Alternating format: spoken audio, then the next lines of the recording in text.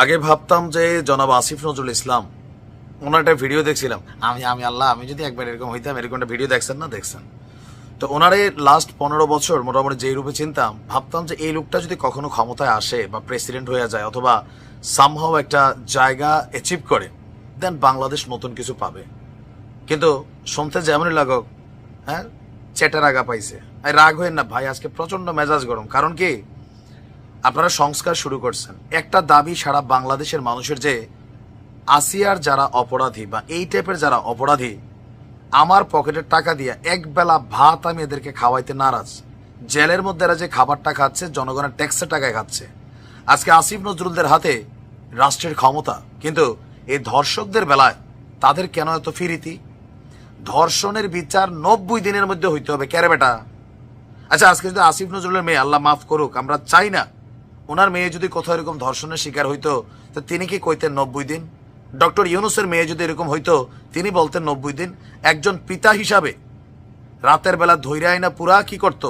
আল্লাহ আকবার করে দিত।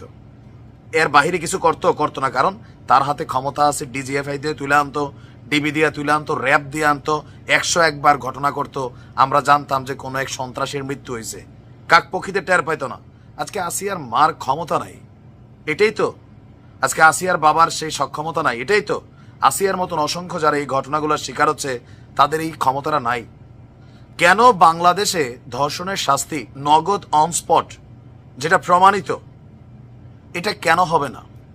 আমি বলি এক ঝটকায় ফাঁসি দিয়া শাস্তি দেয় আমি বিশ্বাসী না, গুলি করো বিশ্বাসী না। আমি কি বলছি যে ক্রসের মধ্যে ঝুলাই দিতে হবে, নুনুর আগায় 3 মনের একটা ইট, 2 কেজির একটা ইট লাগাই দিতে হবে, পুরা শরীর ক্যাস করে দিতে হবে। তারপর শকুন চিল আসবে, মাঝে মাঝে ঠোকর দিবে, সে চিল্লাবে, সারা বাংলাদেশের ক্যামেরা লাইভ দেখাবে যে দেখো মানবতার মাইকা বা বিদেশিরা কি বলছে, ডাজেন্ট ফ্যাক্ট। এরকম একটা শাস্তি তারা কেন দেয় না? আজকে কি করছে, ধর্ষকের বিচার 90 দিনে সম্পন্ন হবে। আইন উপদেষ্টা আসিফ নজরুল, শরীরে চর্বি জমছে ভালোই, ওই চেয়ারের মধ্যে বসলে সবারই মনে হয় রাবণ টাইপের মেন্টালিটি হয়। জনগণ কি চায়? আপনি আফগানিস্তানে দেখেন, ঝুলাইয়া ক্যারেনের আঘাত ঝুলাই দেয়। আমি যে পদ্ধতিটা বলছি এটা আফগানি পদ্ধতি। ওইখানে অপহরণ করলে আপনার এরকম শাস্তি দিয়ে ঝুলাই রাখে আনটিল চিলকাউয়া এই বডিটারে শেষ করা পর্যন্ত। বাকিরা ভয় পায়।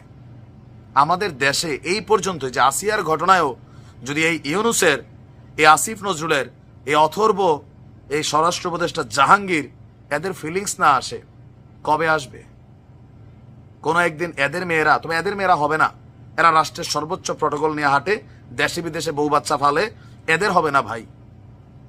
আমারে যেভাবে উস্কানি দেতা মনে করেন, যা খুশি মনে করেন, বাট আমি মনে করি আল্লাহ না করুক আমার পরিবারে কখনো এই ঘটনা ঘটলে এই রাষ্ট্রের আইনের মারে বাপ ধৈর্য ডাইরেক্ট আল্লাহ আকবার কইরা দিব আমার সক্ষমতা দিয়া, যেটা আসিয়ার মা এই মুহূর্তে চায়। যাদের সাথে এটা হয়েছে একটা এক্সাম্পল ক্রিয়েট করেন, এরপরে দেখেন পুরো দেশ টাড়াইয়া যাব। করবে কে?